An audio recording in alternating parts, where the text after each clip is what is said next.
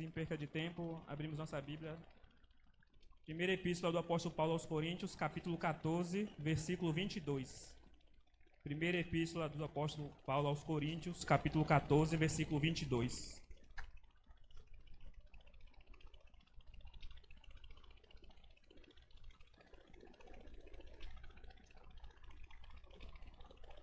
Todos acharam? Que diz assim: desse modo, as línguas são um sinal, não para os crentes, mas para os incrédulos. A profecia, porém, não é um sinal para os incrédulos, mas para os crentes. Amém. Só esse versículo mesmo. Antes de qualquer coisa, eu gostaria de agradecer a Deus pela oportunidade de estarmos aqui reunidos. Gostaria de agradecer ao pastor Jean, ao irmão Jacques, pela oportunidade e pela confiança. Dizer que estou feliz e, como o irmão falou, é nítida a presença de Deus neste lugar. Nunca é só mais um culto. Eu entendo isso. Apesar da liturgia ser a mesma, porém, nunca é só mais um culto. Todas as vezes que nós reunimos, sempre é algo diferente, porque o Espírito Santo ele atua em nosso meio. Lemos aqui e é um versículo muito interessante. O apóstolo Paulo fala bem assim: as línguas são um sinal não para os crentes, mas para os incrédulos. A profecia, porém, não é um sinal para os incrédulos, mas para os crentes. Ou seja, tem dois tipos de sinais. Há um sinal para os incrédulos e há um sinal para os crédulos. Há um sinal para os crentes e há um sinal para os descrentes. Dois tipos de sinal. Um é um sinal para os incrédulos. Outro é um sinal para quem é crente. Deus dá dois tipos de sinais. Um para quem é crente e um para quem não é crente. Com a internet, redes sociais, toda vez que acontece, por exemplo, catástrofes, guerras, etc., ou coisas que chocam muito, que viram notícia, é comum ver nos comentários. Quando acontece um terremoto, um maremoto, um grande conflito, um grande acidente, principalmente quando são acidentes aéreos, sempre alguém comenta: isso é sinal da volta de Cristo. Sempre um crente comenta: isso é sinal da volta de Cristo, é sinal da volta de Cristo, é sinal da volta de Cristo. E sempre tem aqueles que falam: rapaz, esses crentes são todo bobo. Toda vez que acontece alguma coisa, já fala: é sinal da volta de Jesus. Quer dizer, a forma como nós interpretamos os eventos que ocorrem é diferente daqueles que são incrédulos.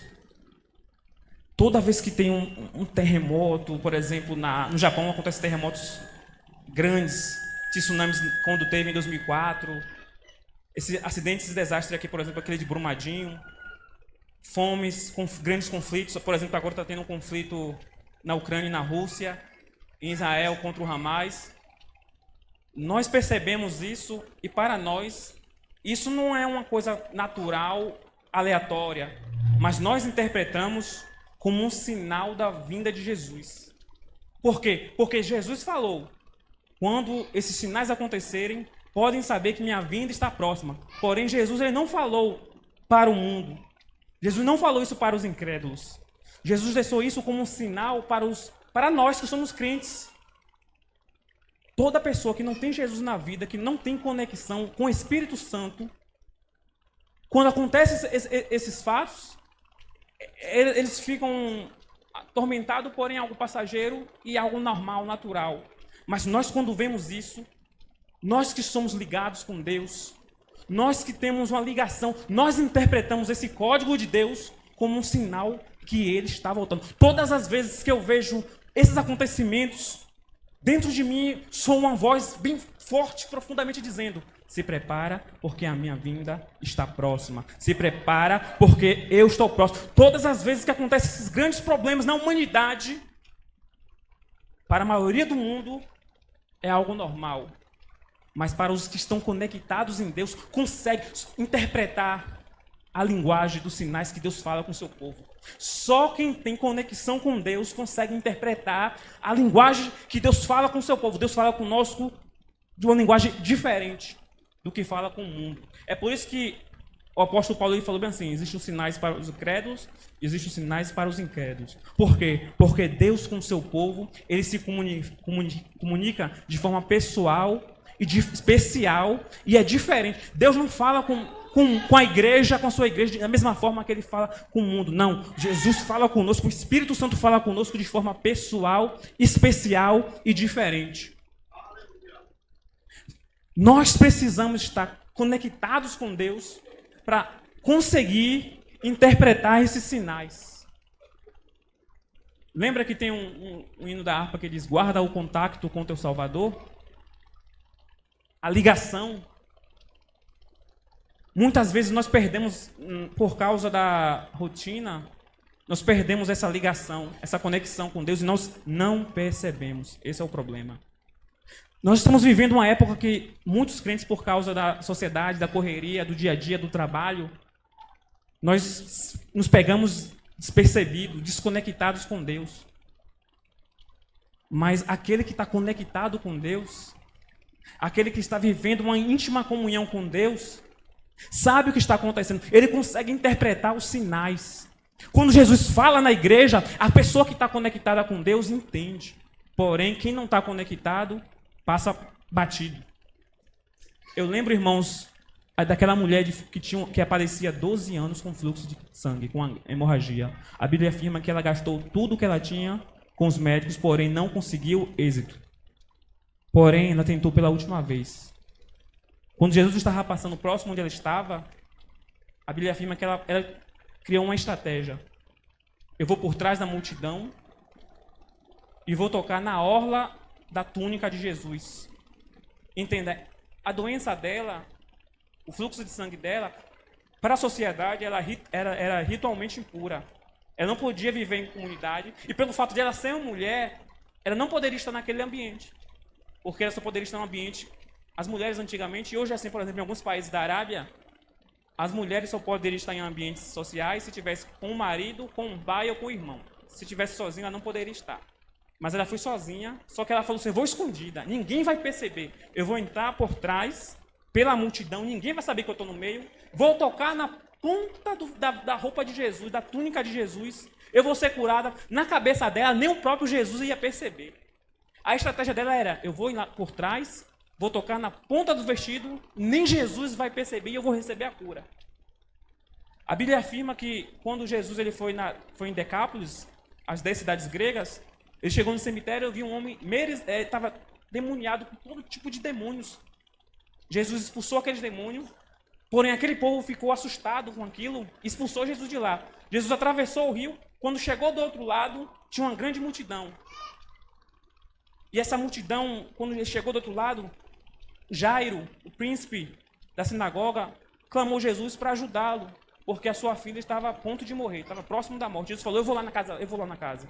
Quando Jesus estava a caminho da casa de Jairo, foi uma multidão, do começo ao final. E essa multidão apertava Jesus, comprimia Jesus. É como se Jesus estivesse andando e a multidão... Eu fico imaginando a cena. Jesus andando e a multidão apertando, indo para aquela... E Jesus sendo empurrado. 100, 200, 300, 400, 500 metros, Jesus sendo empurrado, todo mundo tocando. Mas Jesus, em um momento, Jesus para. Ele disse: alguém me tocou. Alguém me tocou. Alguém me tocou.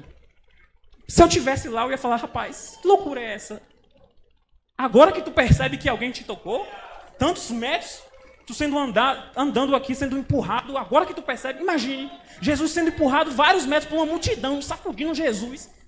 Depois de 300, 400, 500 metros andando, ele para e fala: alguém me tocou. Ele só foi perceber agora que alguém lhe tocou? Pedro fala: Senhor, a multidão te aperta há muito tempo, agora que tu vem perceber? Jesus fala: alguém me tocou. Jesus estava falando não para a multidão, não para Pedro, mas ele estava falando especificamente para aquela mulher. Porém, o resto que estava ali junto com Jesus não estava na mesma fiação, não conseguiu entender o que estava acontecendo. Só a mulher e Jesus sabia. O resto não estava conectado. Ninguém percebeu aquilo ali. Jesus não estava falando para a multidão. Jesus estava falando especificamente para a mulher. É como se Jesus estivesse falando explicitamente. Jesus estava falando implicitamente. Eu percebi, viu? Eu percebi. Jesus estava falando para aquela mulher: eu percebi que você me tocou. Só que não foi claro, né? Jesus parou e falou: alguém me tocou. Mas aquela mulher entendeu o recado. O recado era Jesus dizendo para aquela mulher: eu percebi. Eu percebi que o seu toque foi diferente. Eu percebi a sua fé. Eu percebi que você não entrou aqui normal.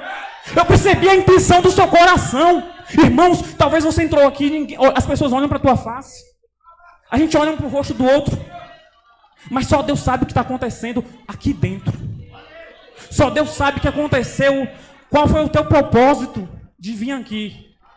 Eu digo sem medo. A maioria aqui veio de forma mecânica, achando que seria mais um culto dos jovens. Mas teve gente que entrou aqui com um propósito. E o Espírito Santo essa noite te diz: eu percebi. Eu percebi. Eu sei a intenção do seu coração. Eu contemplo, eu te sondo. Eu sei qual é o teu propósito. Ninguém percebeu. Jesus falando, ninguém percebeu. Ninguém conseguiu interpretar o que Jesus estava falando. Mas a mulher interpretou, porque era ela. Aí, quando ela viu que não tinha mais jeito, ela falou: foi eu, me perdoa. Ela ficou com medo porque ela achou que Jesus ia tomar bronca, mas Jesus falou: a tua fé te curou, vai em paz. Olha como é a ligação. Olha como é a ligação espiritual. Essa conexão que externamente não se vê, mas é espiritualmente falando. Isso só acontece, irmãos, com pessoas que buscam um relacionamento estreito e pessoal com Deus. Para nós chegarmos nesse nível, é necessário nós se aproximarmos de Cristo. Estarmos mais próximos dele. Na intimidade, como o linguajar pentecostal, né? Tem muita coisa que quando eu não era pentecostal, quando eu não era crente, eu ouvia falar, que eu ia num culto, mas eu não era, quando eu era mais novo. E eu ouvia o povo dizer assim, intimidade, aquela irmã tem intimidade com o Espírito Santo. E eu ficava me perguntando, o que é isso, intimidade com o Espírito? O que é quando a pessoa tem intimidade? Não, aquela irmã tem intimidade com o Espírito Santo. Eu ficava me perguntando, o que é ser íntimo do Espírito Santo? O que é ter intimidade com o Espírito Santo? E como construir essa intimidade? Jesus, certo dia, ele passou em Samaria, ele mandou os discípulos comprar comida, ele ficou num poço. Meio-dia chegou uma mulher e Jesus pediu um pouco de água. Ela falou: vejo que tu é... Como pode um judeu me pedir? Ora, a primeira percepção que aquela mulher samaritana teve de Jesus é que ele era um homem judeu. Por quê? Porque ele era homem, óbvio, e porque as suas vestes, a sua forma de falar era de um judeu. A primeira percepção dela foi: vejo que tu és judeu. A partir da conversa que foi desenrolando, aí Jesus revelou todo o histórico dela. O histórico de infidelidade e de adultério da parte dela. Aí ela falou: vejo que tu és profeta. Ou seja, a primeira percepção era que Jesus era um judeu comum. Depois do relacionamento, ela percebeu que Jesus era um profeta. Só que teve o terceiro estágio, que ela não conseguiria, essa percepção, esse entendimento, ela não conseguiria sozinha. Porque quando ela percebe que Jesus é profeta, ela fez uma pergunta polêmica, que era uma questão do samaritano e dos judeus, porque os judeus falavam que era para adorar em Jerusalém, os samaritanos falavam que era para adorar no monte onde Jacó adorou. E ela perguntou: quem está certo?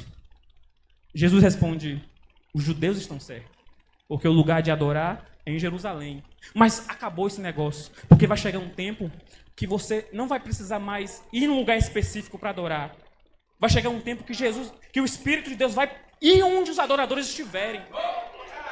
Aí ela fala: eu sei, quando Cristo vir, ou seja, quando o Messias vir, ele vai resolver toda essa questão. Aí Jesus fala para ela: eu sou. O que está falando contigo é o Cristo. Essa percepção de ela entender que Jesus era o Cristo, ela nunca conseguiria chegar a essa conclusão com a inteligência dela. Por mais que ela tivesse um QI de 200, de 300, ela nunca iria conseguir. Jesus, quando estava conversando com seus discípulos, ele disse: o que é que o povo fala de mim? O que é que o povo fala de quem eu sou?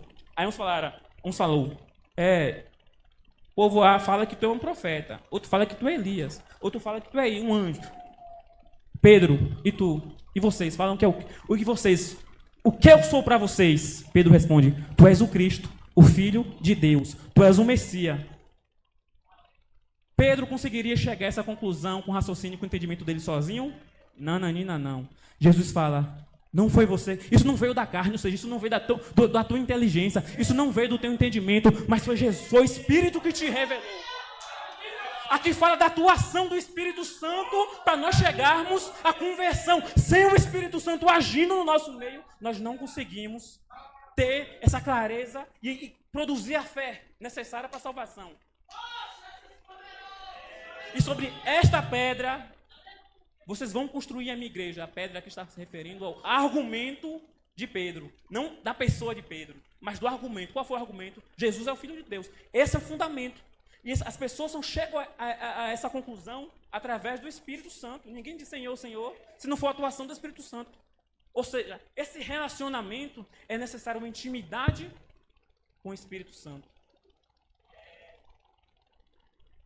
O apóstolo Paulo, ele escreve aos Romanos, ele diz assim, que se o Espírito de Deus está convosco, ou seja, ele está falando sobre a certeza da ressurreição. Ele diz, o mesmo Espírito que ressuscitou Jesus, se o mesmo Espírito que ressuscitou Jesus está dentro de você, ele também vai te ressuscitar. Nós não recebemos um espírito de temor. Aí, será que eu vou ser salvo? Será que Jesus, será? A gente não recebeu um espírito de medo, mas nós recebemos um espírito de confiança, que clamamos, Pai, Papai. Nós nos aproximamos de Deus com confiança. Nós somos guiados pelo Espírito de Deus. E se sois guiados pelo Espírito de Deus, significa que nós somos filhos de Deus. Essa direção do Espírito eu falo que é uma loucura. É uma loucura porque só quem faz parte do nosso meio aqui consegue entender. Por isso que eu falo, tem coisa que a Bíblia fala que o homem natural não entende as coisas espirituais. Não consegue. As coisas do Espírito é loucura para o mundo. É uma loucura. Irmãos, eu me lembro claramente quando eu comecei a orar de madrugada, eu não sabia nada. Eu comecei a orar porque eu via minha prima orando. E de repente eu comecei a sentir algo diferente. Eu comecei a sentir que tinha alguém dentro de mim. Mas não era a minha mente falando. Era outra coisa. Era parecido com minha mente, mas não era a minha mente. Aí depois eu fui entender que aquilo era o Espírito de Deus. Eu estava cultivando o relacionamento com o Espírito de Deus. Nós precisamos cultivar o nosso relacionamento com o Espírito de Deus, estreitar esse relacionamento com o Espírito de Deus, para que possamos receber as coisas que gratuitamente nos foi dada. Não foi isso que o apóstolo falou? Que aquilo que o olho não viu, aquilo que ainda não nem pensou, essas são as coisas preparadas para aqueles que o amam. O apóstolo Paulo estava falando das revelações do Espírito. Mas nós temos a mente de Deus, ou seja, nós precisamos desenvolver, estreitar, se aproximar desse relacionamento com o Espírito Santo, para que nós possamos chegar a um outro nível. O problema é que nós vivemos uma geração que, infelizmente, eu faço parte, que é uma geração rasa, que a gente diz que a água ainda está batendo no tornozelo, que ainda não conseguiu ainda se aprofundar nas coisas de Deus. Porque quando você vai falar das coisas espirituais, eles não conseguem entender. Não conseguem, parece que você está falando grego. Não se bate os assuntos. E chegou o tempo de nós pararmos com a mediocridade. Chegou o tempo de nós pararmos com a superficialidade. Mas o Espírito Santo nos conclama para descermos mais profundo nas águas dele. Ele disse, clama a mim e responder-te-ei, anunciar-te-ei coisas grandes e firmes que ainda não sabes. É isso que o Espírito Santo está procurando. A vontade do Espírito Santo é levantar a gente, é revelar. Mas se nós ficarmos com o coração fechado, é o famoso não dar lugar. É isso que não dá lugar, que eu também não entendi. Eu vou dar lugar, não dá. Não dar lugar significa você fechar seu coração para as coisas de Deus, para as coisas do alto, como o pastor falou no culto de doutrina, semana retrasada. Quando nós não damos lugar às coisas de Deus, quando só nós pensamos nas coisas do mundo, nós ficamos pessoas rasas, pessoas superficiais. Ou seja, não tem testemunho para contar. Você que senta do lado da pessoa, não tem nada para contar. Por quê? Porque é uma pessoa rasa. Mas quando você senta do lado de uma pessoa que é de oração, vai sair alguma coisa. Sempre sai alguma coisa. Por quê? Porque é uma pessoa que vive em oração. E uma pessoa que vive em oração, que desenvolve o seu relacionamento com Deus, vai ter alguma coisa para contar. Algum testemunho vai ter para contar. Davi disse, aqui estou eu, e no rolo está escrito ao meu respeito. Ele está dizendo assim, eu tenho história. É isso que ele está querendo dizer. Eu estou aqui, mas eu tenho história. Você tem história? Você já desenvolveu? Você tem testemunhos para contar? Você tem alguma coisa para alguém sentar do teu lado e você dizer, Isso aconteceu, isso aconteceu, isso aconteceu, isso aconteceu na minha... Eu tenho troféus de oração. A coisa mais linda do mundo, irmãos, é quando nós sentamos perto de uma pessoa que tem troféus de oração. Quando um atleta, ele vai a um jornal na casa dele, a primeira coisa que ele leva é na sala de troféus, dizer assim, isso aqui eu ganhei isso aqui eu ganhei esse ano. Quais são os nossos troféus? O troféu do crente é os testemunhos do milagre que Deus fez na nossa vida. Eu orei, Deus libertou. Eu orei, Deus curou. Eu orei e a porta se abriu. Eu orei e o milagre aconteceu. Eu estava lá. Isso é lindo. Mas, infelizmente, isso está sumindo dos nossos meios. Por quê? Porque nós vivemos uma geração rasa e superficial, que não tem interesse nenhum em se aprofundar nas coisas de Deus. Jesus chegou para Natanael estava debaixo de uma figueira, e falaram assim para ele, eu conheci o amigo dele, falou, eu conheci, esse aqui é o Cristo. Aí ele falou, que nada, rapaz, Jesus vai vir daquela região da Galileia. Jesus chega para ele e fala, eu te vi debaixo da figueira. Alguns estudiosos falam que, na época que o rei Herodes decretou aquele genocídio de crianças e meninos até 2 anos, ele estava no meio também para morrer, mas a mãe escondeu ele debaixo de uma figueira. Jesus revelou o que aconteceu na história dele, não sei quantos anos atrás. Ele ficou impressionado. Jesus falou, não se impressiona por isso não, porque se você vir comigo, se você tem intimidade comigo, você vai ver o céu aberto e você vai ver anjos subindo, descendo, subindo, descendo, subindo, descendo, subindo, descendo, subindo, descendo.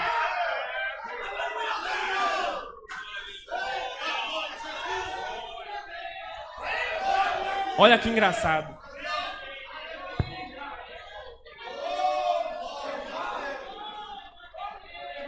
Jacó, quando foi buscar uma esposa, fugindo do seu irmão, ele pegou no deserto, ele pegou uma pedra e dormiu.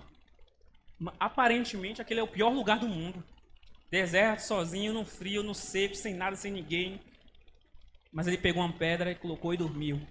E ele teve uma visão que ele viu o Senhor em cima, ele viu o anjo subindo e descendo, subindo e descendo. Quando ele acordou espantado e disse, esse lugar aqui é terrível. Esse lugar aqui, Deus estava neste lugar. Vamos ver, vamos ler. Esse texto é profundo. Gênesis.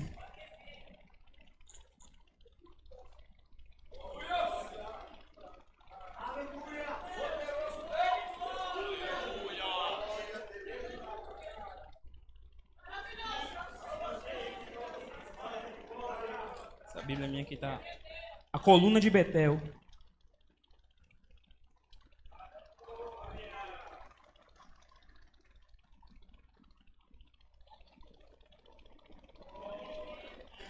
Gênesis capítulo 28, versículo 16. Gênesis 28, 16. Diz assim, quando Jacó acordou do sono, disse, realmente o Senhor está neste lugar, e o problema é que ele não sabia. O problema era o lugar? O problema é que ele não sabia, ou seja, o problema é que ele não sentiu que Deus estava ali. O problema não era o lugar. Ah, é feio, é isso, é aquilo, é lá, irmão, é isso, o pastor é isso, o problema é isso, não sei o quê. O problema é você que ainda não conseguiu sentir, que você não conseguiu ainda perceber que Deus está no lugar. Você que não está sentindo. O problema é às vezes que nós não sentimos. E nós amaldiçoamos o lugar. Esse lugar não presta. Essa igreja aqui não presta. Pastor aqui, mas teria que mudar. Teria que ter esse tipo de louvor. Teria que ter isso. Aqui vou mudar de lugar porque... eu não estou sentindo. O problema não é Deus. O problema não é o Senhor. O problema é que você não percebeu. O problema é que você está desconectado. Quando nós estamos desconectados, Deus está no lugar e a gente não percebe. Deus passa pelo lugar e você não percebe. Mas quando nós estamos conectados, o que é vir conectado? É você vir para a igreja já na fiação. Jacó não percebeu. Ele não teve ideia do que estava acontecendo no mundo espiritual. Nós estamos vivendo uma geração rasa, superficial, que não está conseguindo ver os sinais, que está o quê? Desconectado. Está perdido. As coisas estão acontecendo no mundo espiritual e ele não está conseguindo entender, não está conseguindo ler, não está conseguindo interpretar, está perdido. E isso é um perigo, viu? Porque Balaão foi amaldiçoar o povo, ele estava na jumenta e passou por um lugar bem apertado. E o anjo do Senhor estava na frente com a espada desembainhada para matá-lo. A jumenta conseguiu enxergar, mas ele não conseguiu perceber. Ele não sabia que a morte dele estava pertinho. Estava pertinho. Estava alguns metros, a morte dele estava na frente. E ele totalmente desligado. Tem gente que não está conseguindo entender. Essa palavra é dura, irmão. Eu não queria falar isso. Mas tem gente que a morte está perto. Tem gente que entrou aqui que a morte já está pertinho. Ele não está percebendo. Mas o Senhor me trouxe, te trouxe, nos trouxe aqui para abrir os nossos olhos e nós conseguimos enxergar o que está acontecendo. O pastor falou claramente também no culto de doutrina algumas semanas atrás sobre aquele homem que falou bem assim: eu vou construir grandes celeiros, vou colocar meu mantimento em silos e depois eu vou descansar e vou viver de boa, tranquilo, vou me aposentar. Quando ele terminou tudo, ele falou: acabei, estou de boa agora. A voz clamou: louco, não sabe hoje que pedirão a tua vida? Será que nós estamos tão desconectados a ponto de nós não sabemos o que está acontecendo? Aqui pode falar de morte espiritual, de morte física. Tem gente que não está sabendo de nada. Está totalmente despercebido. Mas será o que vai ser do seu futuro? Quem está conectado com Deus está preparado para o que Deus vier. Mas quem está perdido, está boiando, como a gente fala no sul da Bahia, não sabe o que está para vir, para acontecer. As coisas. Você sabe que o seu dia final pode ser hoje? Você sabe que eu também não sei. E se meu dia for hoje? E se daqui a meia hora eu cair duro no chão? Para onde eu vou? Para onde a minha alma vai? Será que eu estou preparado para quando eu cair duro, o coração parar, os olhos fechar, até que quando é cortado o fio de prata, como Salomão disse? Para onde eu vou? Nós estamos vivendo totalmente... Eu sempre dou esse exemplo, né? É até chato. Toda vez que eu prego, eu falo isso. Sabe aquela mágica? Eu gostava muito quando eu era de criança, que tinha uma mágica que tinha uma sala assim, aí o mágico colocava um elefante enorme na sala. Aí, de repente, o elefante sumia. O elefante não sumiu, o elefante ainda estava na sala. Mas o mágico, ele fazia o quê? Ele colocava distrações. Colocava o povo dançando, fazendo alguma coisa, e de repente ele tirava o elefante. A nossa distração não conseguia ver o elefante saindo. O elefante estava saindo, mas a gente distraído não conseguia ver o elefante na sala. Nós estamos vivendo assim essa época. Nós estamos distraídos. Quem é o mágico que está iludindo, que está cegando o povo? Como Jesus disse, e Paulo também afirmou, que o Deus desse século cegou o entendimento, cegou o povo, e o povo não consegue enxergar o elefante, o povo não consegue enxergar um palmo na frente do seu nariz o que está acontecendo, espiritualmente falando. Estão cegos, estão sem entendimento, não sabem o fim que estão para a vida deles. As distrações. Só para finalizar, o diabo ele é o rei das distrações para fazermos nós tirarmos o nosso contato, a nossa fiação, e nós não conseguimos entender os sinais que Deus não quer dar. O diabo ele é chefe, ele é rei nisso. O apóstolo Paulo pregava com a sua dupla. Ia no canto, pregava, ia no canto, pregava, ia no canto, pregava. Certo dia ele chegou a uma cidade e foi pregar. Toda vez que ele saía, uma jovem ia atrás. Esses são os homens de Deus. Começava a elogiar, esses são homens de Deus. Ouve o que estão falando. 1 dia, 2 dias, 3 dias, 4 dias. Toda vez que eles iam pregar nas praças, saía essa menina. Esse povo são de Deus, esses homens são de Deus. Ouve o que estão falando. Mas quem estava dizendo ali, dentro daquela menina, era a menina? Claro que não. Era um demônio que estava dentro dela, falando através dela. Agora, você já se perguntou qual era a intenção do diabo? Iludir, enganar, fazer com que o apóstolo Paulo não percebesse que o demônio estava nela. Então ela falou, vou dar uma disfarçada aqui, por quê? Porque o apóstolo Paulo era itinerante, ele pegava no lugar e depois ia embora. Vou dar uma disfarçada aqui, de modo que o apóstolo Paulo não consiga ver que eu estou aqui dentro, depois ele vai embora e a menina fica possessa ainda. E foi 1, 2, 3, 4, 5, 6, 7, 8. Mas quem tem o contato, quem ora, quem tem intimidade com Deus, o Espírito Santo ele revela as coisas. Ele revela o profundo. Até que um dia o Espírito Santo revelou a Paulo. Ela não está sozinha. Tem alguém dentro dela. O apóstolo falou, tá bom. No outro dia ela foi fazer a mesma coisa, achando que estava enganando o apóstolo. Falando, agora eles vão embora e eu vou ficar aqui dentro dela. Quando ela passou, esses são homens de Deus. O apóstolo Paulo falou, sai dela. Em nome de Jesus. E o demônio saiu, ela caiu. Irmãos, essa é a estratégia do diabo. Fazer com que nós não percebemos que ele está. Porque assim, sempre não é aquela história, Deus está na cozinha, Deus está no telhado, Deus está nisso, Deus está... Mas nós temos que ver onde é que realmente o diabo está. E o problema é que nós vivemos uma geração que não consegue ter esse discernimento espiritual, de conseguir entender realmente, o diabo está usando ali. Deus está naquele... Eu estava conversando com meu amigo, ele estava falando sobre... Eu falando assim com ele, eu falei bem assim, ó, essas músicas... Quem que inspira esses compositores? Porque tem músicas, irmãos, que são bem tocadas mesmo. Beethoven, ele era surdo, ele tocou uma música, ele tocou uma música, ele fez uma composição surdo no teclado. Aí ele disse bem assim, mas Deus deu inteligência ao homem. Aí eu falei, mas será que não é o diabo? Aí ele falou, não, rapaz, isso é porque o ser humano não é inteligente. Ali foi um fato que aconteceu na vida dele. Ou seja, ele era crente, ele não conseguiu perceber que quem inspira essas pessoas é o próprio diabo, que dá inspiração para eles compor as músicas. Ah, mas a música é boa. Ele falou, mas a música é boa. Aí, só que tem um detalhe. A capa da banda, que ele falou que era boa, que a letra não tinha nada de ofensa, na cabeça dele ele falou assim, ó, essa letra é uma letra que não tem nada de ofensa, fala sobre amor. Só que ele não sabe que essa banda, nos anos 70, os Estados Unidos proibiu o CD dele porque na capa tinha uma mulher com os peitos de fora. Ou seja, como é que Deus está nesse negócio? É o diabo mexendo nas coisas. O diabo ele trabalha com meia-verdades para enganar o povo. E, se possível, os eleitos. É aquela história do jumento que eu já falei. Um homem tinha um jumento e ele gastava muito dinheiro com ração. Aí um dia ele passou na frente de uma serraria e ele viu um monte de pó de brita. Aí ele falou, será que esse jumento não come esse pó de brita? Aí ele pegou o pó de brita e deu pro jumento. O jumento olhou e falou, negou. Aí ele falou, vou misturar. Pegou o pó de brita, metade de pó de brita, metade com a ração, misturou e deu pro jumento. O jumento foi lá e comeu e morreu. Às vezes a mentira de cara assim, lavada, a gente não aceita. Mas quando ela é misturada com verdades, que é o famoso sofisma, muita gente é enganado. Não, isso aqui parece que não, isso aqui é de Deus. Isso aqui, ele pelo menos prega. Que de Deus o quê, irmãos?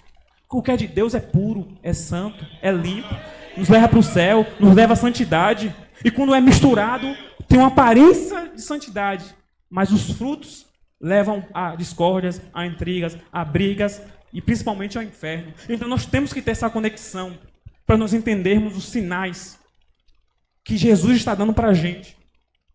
E só nós temos a sabedoria e a capacidade de interpretar. Nós temos o Espírito Santo. O nosso diferencial no mundo é que nós temos a presença do Espírito Santo. O que nos faz diferente de qualquer outro povo aqui na Terra é a presença do Espírito Santo. Só que nós não damos valor. Olha como é a riqueza que nós temos. Qual foi o motivo para José ser eleito governador? Qual foi o motivo? Por que Faraó escolheu ele? Está na Bíblia, porque o Faraó falou, onde nós vamos encontrar outra pessoa que tem o Espírito Santo? Só tinha José. Então, ele conseguiu chegar onde chegou porque ele tinha a presença do Espírito Santo. Era algo raro. Era algo muito raro uma pessoa que tinha a presença do Espírito Santo. Quando o rei Beltesazar estava fazendo um banquete com as taças do santuário, do templo do Senhor, ele viu um dedo, escreveu umas coisas, ele tremeu, a Bíblia afirma que ele bateu o joelho, e ele falou para todo mundo, quem conseguir interpretar essa frase, eu vou dar riquezas e vai ficar em terceiro lugar atrás de mim. Ninguém conseguiu interpretar. Ele entrou em depressão. Aí depois chegaram para ele e falaram, te anima, porque tem um homem aqui que ele é diferente. Ele tem a presença do Espírito de Deus. Ele tem capacidade de interpretar os enigmas, os sinais que Deus dá. Chamado Daniel. Chamaram Daniel. Daniel falou, o seguinte é esse. Essa frase quer dizer, os teus dias foram contados, tu foste pesado e tem achado em falta, e teu reino será dividido. Deus deu a interpretação a Daniel, porque Daniel estava com conexão e conseguiu interpretar os sinais. O Senhor está conosco. E que nós possamos interpretar os sinais da sua volta, da sua vinda. Que nós não possamos estar despercebidos. Que nós não possamos vir andar na nossa rotina de dia, trabalho, aleatório, perdido, alienado das coisas que estão acontecendo no mundo espiritual. Que nós possamos estar conectados. Porque através dessa conexão com Deus, nós vamos ouvir a trombeta tocar. Nós vamos estar percebidos. Só para finalizar. Quando tinha uma guerra, antigamente não tinha energia, não tinha telefone, não tinha internet, não tinha celular, não tinha nada, né? Então era 3, 4, 5 mil homens contra 3, 4, 5, 7, 8 mil homens. Um campo de batalha. O general Anjos desenvolvia estratégia. Se acontecer tal situação, nós vamos recuar. Se acontecer tal situação, nós vamos avançar. Se acontecer tal situação, nós vamos para a direita. Se acontecer tal situação, nós vamos para a esquerda. Mas como é que você ia falar para 3, 4, 5 mil pessoas ao mesmo tempo? Não tinha como, né? Então tinha alguém que pegava a trombeta e cada som da trombeta significava alguma coisa. Era um sinal. Quando determinado som era para ir para frente. Determinado som era para ir para trás. Determinado som era para ir para a direita. Determinado som era para ir para a esquerda. Mas só quem fazia parte do exército sabia o que significava aquele sinal. O exército inimigo não sabia. Quando a trombeta tocava, o exército inimigo falava, o que está acontecendo? Mas quem era do exército, que reconhecia, não, esse sinal aqui significa que é para a gente ir para frente. Esse sinal significa para a gente ir para o lado. Ou seja, tinha conexão. A trombeta vai tocar, irmãos. A trombeta vai tocar. E só quem é do exército de Deus vai poder ouvir e vai entender. A trombeta vai tocar. Harashandarabakashuri andarabashandarabakarabaxuri andarabakaia. Orashandarabarabaxuri me decondarabacadarabaxuri me decantarabaxuri andarabacarabaxuria. Harashuri andarabacarabaxuri. Tem hora que eu tô deitado e parece que chegou a hora. Quantas vezes a gente tá assim, né, e de repente falando, parece que é hoje. A trombeta vai tocar. E nós vamos ouvir o soar da trombeta. E nós vamos encontrar com Cristo o grande exército, com Ele. E vamos viver para todo sempre. Amém. Agradeço a oportunidade em nome de Jesus.